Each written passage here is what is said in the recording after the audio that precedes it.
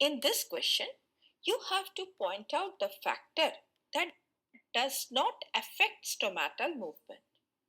Now, stomatal movement, that is the opening and closing of stomata, is influenced by several environmental factors such as temperature, because high temperature leads to stomatal closure to prevent water loss, while low temperature encourages the opening of the stomata.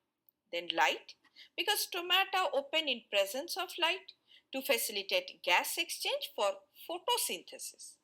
Carbon dioxide concentration, because low carbon dioxide levels inside the leaf promote stomatal opening, while high carbon dioxide concentration can lead to closure. But oxygen concentration does not directly affect stomatal movement. Oxygen is not a key regulator of the guard cells which controls the movement of the stomata. Hence, the correct answer is oxygen concentration. That is option D.